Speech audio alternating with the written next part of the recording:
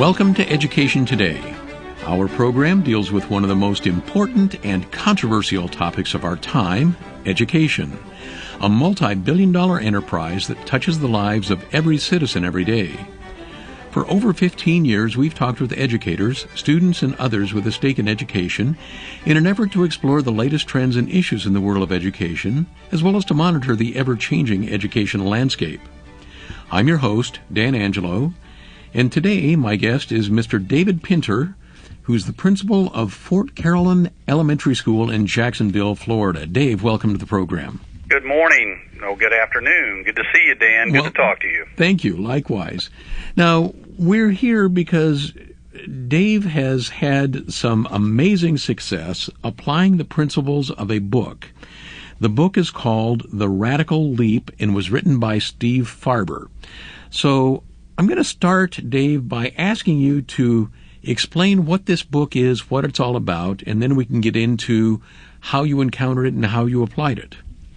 The Radical Leap is a book written by a gentleman named Steve Farber, and I like to describe it, this sounds kind of crazy, but as a romantic business novel. So what does a romantic business novel or any type of business, anything, have to do with education? It has to do with the principle and precept that Mr. Farber unveils to you in the book about LEAP. And LEAP is an acronym that stands for Love, Energy, Audacity, and Proof. And he goes off the premise that you can bring your love or your passion for whatever you may have love or passion in and or around into the workplace. I fell in love, truly in love with the book because of this premise. He does talk about in the book something about why do we check our hearts at the door? Why don't we bring them in? And I do pose to you, Dan, that the majority of educators love what they do and they bring the love for what they do into the building, but I challenge them by reading this book and finding in its pages the idea of bringing our in-love love into the building. That risk love that takes chances, and as you look at LEAP, it talks about love, energy, audacity, as in being bold. Bring that audacity in the building to take risks in a new way. It creates a new energy for us to bring into our building, to apply to our children, our peers, and our community when you look at it in and around those audacious, bold chances, tries, experiments. And the book even refers to the fact that sometimes you have marvelous failures. Marvelous failure? Yes, you can have that. I love that expression. Isn't it great? Because, yes, sometimes you can really learn from your goof-ups. There's nothing wrong with that. The idea is taking the risk for something new and bold and refreshing and energetic. And when you take that in-love passion, in with you, connected with that, you will see, as the book says, some radical changes in the way you teach, in the way your class responds, in what happens in the makeup of your building and how it affects your community. So that's a little kickoff to this book and what it means and what it can do. Now, just to be clear, this is not a book about education or educational reform or educational philosophy. No, it's not, and that's what's so crazily beautiful about the whole thing. And if I can, throw this in there real quick, Dan, it was one of my bosses, one of my education bosses in the district that introduced the book to myself and many of my colleagues and said, read this thing. And, here it is crazy. We're in training as principals, and we're given a business book. And, again, I have to challenge all of my family, and I'm just going to say this to all the family of educators who are listening to this. Get this book, find this book, and read it. And once you do, you'll understand how it is what we do. Why not just bump it to the next level with this in love portion that takes us to these new audacious risks and changes. And yes, Dan, I'm going to have to say, it can be done while still adhering to the decrees of the district and the state and the feds. It can be done. So it's all there. You look at it, you read it. It can all be applied. We're not breaking any rules. It's just coming in with a new fresh energy, new fresh eyes, looking at things in a totally different way, bumping up the volume a little bit. Well, let's just talk a bit about how you did apply this. It's one thing to read a book, to get excited, to become energized. It's another thing to be able to communicate that and infect the people around you or that work for you with that same kind of energy and that same kind of excitement. What was it about this book that allowed you to do that and take this, as you say, to the higher level? It challenged me, Dan, to unleash an inner part of my principalship, administration, educational prowess that I had kept to myself. Maybe I was a little too fearful to do it, but when I read it, it's like, I have to do this. And what was pretty interesting is about the time that the book was introduced to me by my boss, they reassigned me to a new school. And so there were, things inside the school that had to be looked at, and it's like, okay, how do I bring Radical Leap into a building and make it a radical building, a radical faculty, a radical community? And I'll tell you, step one was this. When you take first aid or Red Cross training, they tell you to survey the scene before you step in. So you have to do some surveys up front. And I just did it with a simple 2-question piece. And I challenged my people to be honest. If we're going to do something radical, we really have to reveal the 800-pound gorillas in the room. Mm-hmm. And again, it goes along with building trust and things like that, and that's a lengthy process. But I asked my people, here we are, fresh principal, fresh year, everything. Let's talk about what we do well and what do we need. What would be a next step? What's something you'd like to see change? What are the pluses and deltas? And then based off those pieces, you then decide what you need to take as a next step to bump the culture to the next level. What do you need to attack first to start implementing this love, this energy, this audacity, this proof, this community that will rock the world? Well, you answered one question that I was getting ready to ask, and I was, by virtue of the fact that you were assigned to a new school at about the same time that you became, that you were introduced to this concept. I was radicalized, Dan. You like that one? There you go. But you were radicalized in a new context, so you didn't have people wondering, what's wrong with Dave? Yes. What did Dave have for breakfast this morning? And every morning since. So what was the response? Were people sort of taken aback? Were they put off by this approach? Were they? Did they immediately endorse it and embrace it? How did that play out? Oh, absolutely not. I mean, yes and no. I'll put it this way: they loved the idea. No doubt, they loved the idea. Were they a little fearful, scared? Absolutely. And here is where we as administrators and or classroom teachers, because students respond to what you do and don't do, and if you will, the classroom is a microcosm of what we do as principals. Your words and your deeds must match. I just have to repeat that. Your words and your deeds must match. It's not just those two things, but it has to be over time, consistently. And you understand, Dan, that's the same thing that you do in your classroom. You have to show your words and your deeds match. You're fair. You're consistent. You are predictable to some point about what you do and how you do it.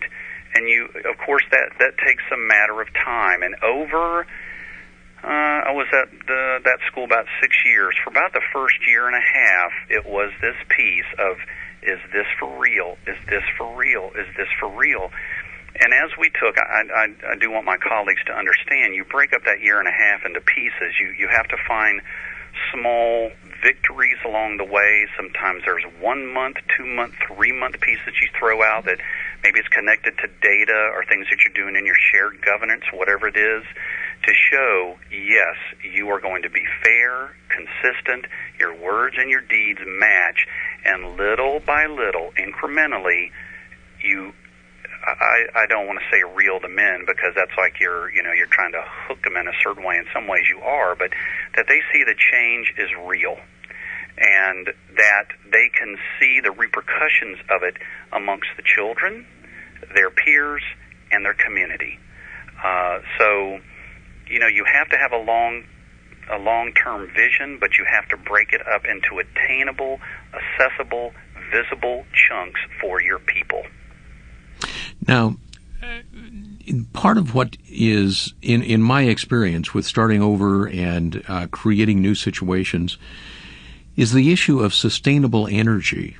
Mm-hmm. It's one thing to come into a new situation and the excitement and the energy that goes along with that, mm-hmm. but it's a whole other thing to maintain that level of energy over an arc of time, particularly with all of the negative influences, the changes in the educational context at the county and the state level, and so on and so forth. Mm-hmm. How does that part of it work out for you? That's a brilliant question, Dan, and this is where it becomes very personal for each leader and or teacher and or educator. It doesn't matter if you're at the collegiate level. It doesn't matter. To make this sustainable, you have to connect it to your passion, whatever your passion may be.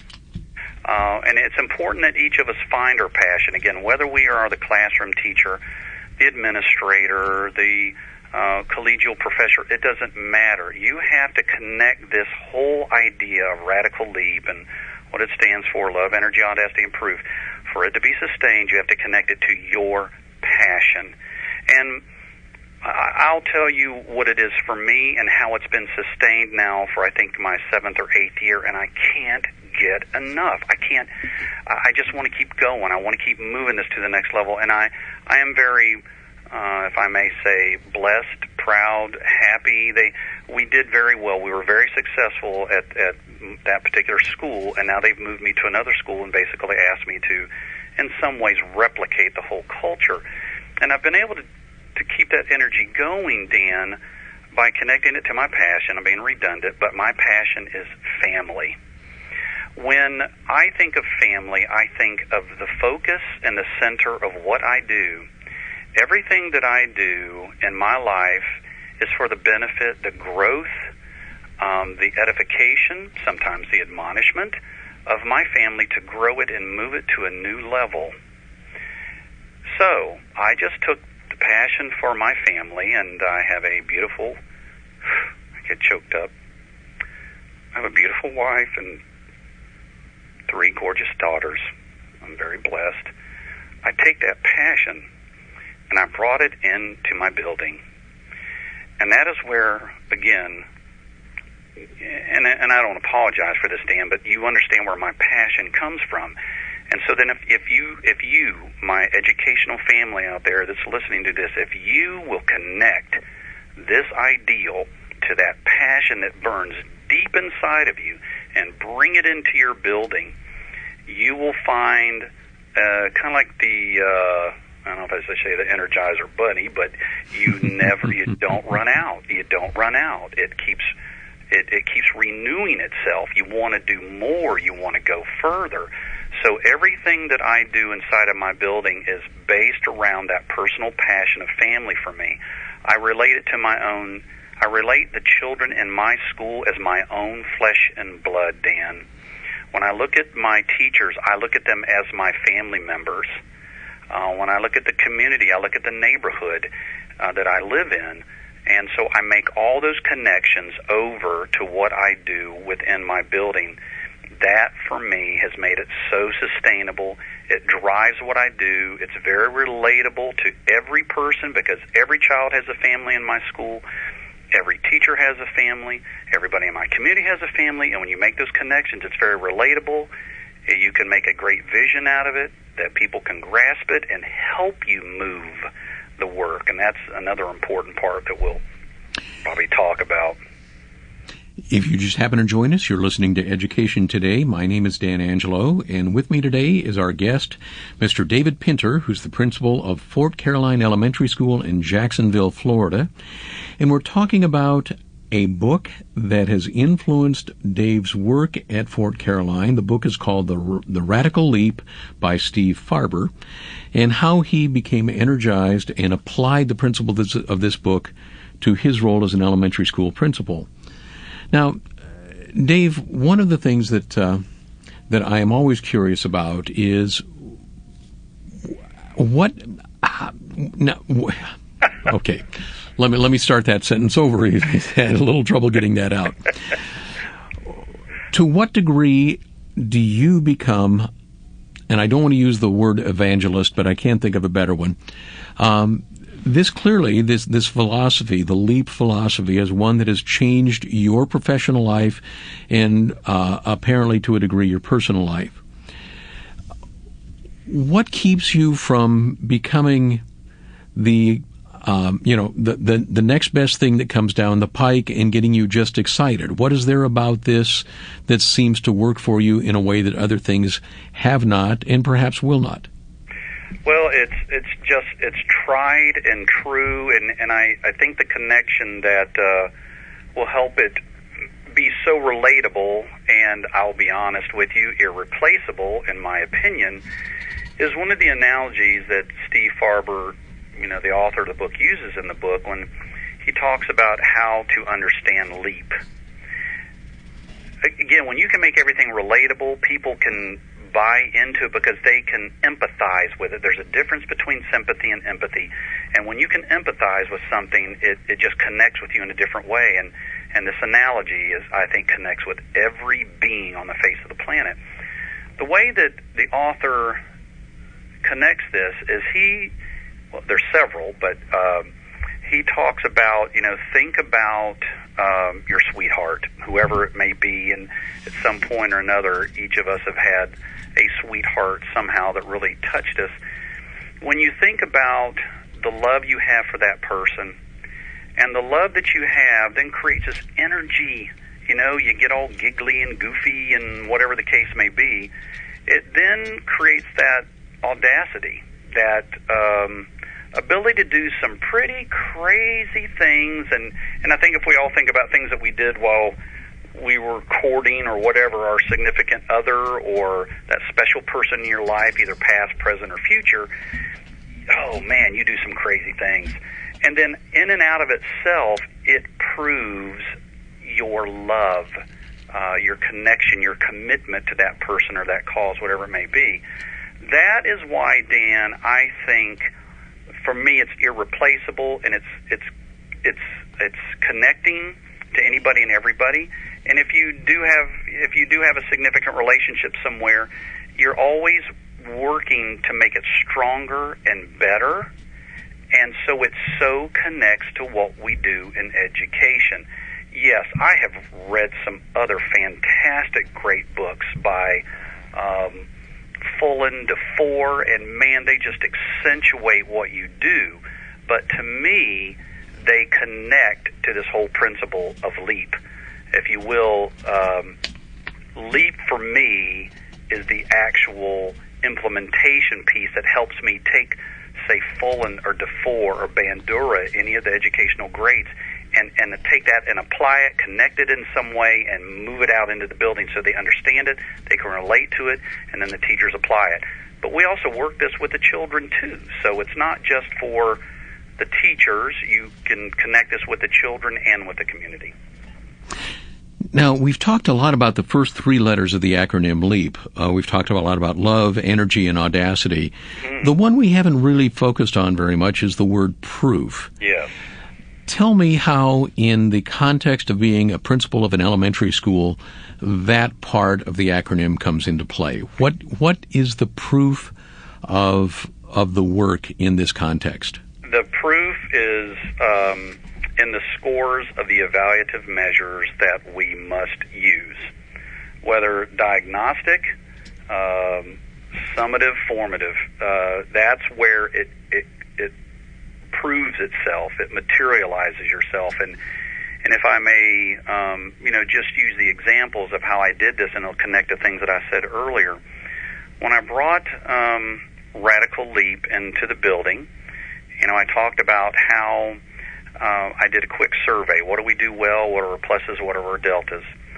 You then make some long-term goals, but you break the long-term goals up into attainable pieces, little snippets. What I did was based off our baseline testing. For those who were maybe holdouts, for those who weren't quite buying in, I said, okay, here's what we do. We did our baseline testing in August, early September. I said, give me 3 months. And you can hold in for anybody can hold on to something for 3 months. Give me 3 months, and let's apply these principles of LEAP as we assign it to how we deal with the children, each other, our training, our interventions, everything we do. Let's apply this. And in 3 months, when we give the second benchmark, the second assessment piece, let's look at what the score gains are. That first time, Dan, and pretty much every time after that, our students grew an average of 30 points. And when the people saw that, they went, oh my gracious. Now, there's all type of educational terms that go with this, that you got them hooked, they see it, they see they can attain it, and you just keep moving forward. We did more assessments, and we continued to show the growth. In the state of Florida, our schools are graded A through F through the Florida Comprehensive Assessment Test. It's known as FCAT in the state of Florida. It's a high-stakes criterion reference test. And when I took the school, it was a letter grade of C. At the end of that year, based on these principles that I'm talking about in the book and taking the little markers along the way, the little chunks with the big goal up ahead of us, taking it a little piece at a time, our school moved from C rating to an A rating. We had the highest gains in the district, and in Duval County, the school district I'm in, there's about 170 schools. We outranked all the gifted and talented, the high school, middle schools, magnet schools. The gains were phenomenal. It also, we also were recognized in the state of Florida as a top 100 school by the gains that we had. We were also recognized as a Florida inclusion model. A model for the state of Florida, because that's part of what we had done when we assessed what we were not doing. We needed to put inclusion in a pure sense, and we did, so that all students were reached. All students were reached in the least restrictive environment. And so we were recognized in that arena too. So the proof was in the pudding by applying the principle and breaking it up into attainable, digestible pieces with that goal in mind. And so just by taking care of work daily in and around these principles, and one of our sayings was a day at a time. A day at a time. We're just going to take it a day at a time. We attained it, and we had that proof at the end. And I will tell you, Dan, that we continued to apply it, and for 5 of the 6 years, we maintained an A rating and had almost continuous growth. There was one year we slipped back a little bit, and I'll just throw it out. They were seriously looking at closing the school, and my people got a little bit preoccupied. So I can't blame them, but the proof was in the pudding. The proof was in the scores. The children just grew. And so that's the bottom line of what we do, Dan. It's all for the children. So isn't it worth taking a radical risk and a radical leap to looking at things in a new way that will make radical growth for your children, for your teachers, for your community. This thing is just incredible, in my opinion. Now, we're coming down to the last couple minutes here, and you strike me, we've been talking for 20, 25 minutes, and you strike me as a high-energy kind of a guy anyway. How would you compare your success before encountering the Radical Leap by Steve Farber as opposed to after? And I guess I'm trying to get at the fact that isn't Dave Pinter bringing a lot of this into the equation? And, to what degree is it your personality as opposed to the strength of this book and its message? I think I'd put it this way, Dan. I don't think there's an educator out there who won't say, oh, if I could just have the first few years, my first few years as a classroom teacher, or my first few years as an administrator or principal, if I could just have them back because of the mistakes I made. Oh, gracious. I wish I had this book way before. The success I've had since I was introduced to the book and I've implemented it has been, you can't compare. Because the school that I was in, the very first school, I could never seem to get it out of a C rating. Now, with that in mind, did I love what I did? Oh, yes, absolutely. The difference was when I got to the door, I did not bring into my school the in love portion that Radical Leap tells you about. I didn't do it. And because of that, the success that I had, while good, was not great. And I think we as educators, when we step into our building, good is not good enough. Great is what we want for our children because they all deserve it. So do I bring some energy in? Yes, because I love what I do. I always have. But the reading of this book took me to a new level. And if you even will, the book Jim Collins, Good to Great, it moved me from a good leader, and I don't mean this in some whatever way, but it's made me a much greater leader. Not a great leader, because I'm never satisfied. Educators who are really in this, you're never satisfied. You want to grow. You want to get better. You want to be able to reach and impact the children and your faculty and staff and your community more. So it has made me a greater leader, a better leader, a more filtering leader, to really make sure I'm catching everything that's going on, to refine things, to make a bigger impact on all that I touch. Outstanding. Well, I'm sorry to say that we're just about out of time. My guest today has been Mr. David Pinter, principal at Fort Caroline Elementary School in Jacksonville, Florida, and our topic has been The Radical Leap by Steve Farber and how Dave has applied that at Fort Caroline Elementary. Dave, thanks for being our guest on Education Today. Thank you, Dan. It's been an honor. Education Today is a project of Quarter Moon Radio in cooperation with the University of California and is recorded in the studios of KUCR-FM 88.3 Riverside with production assistance from Elliot Fong.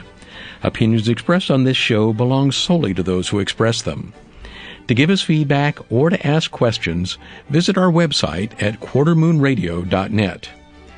This is your host, Dan Angelo. Thank you for listening, and be sure to be with us next week at this same time for more Education Today.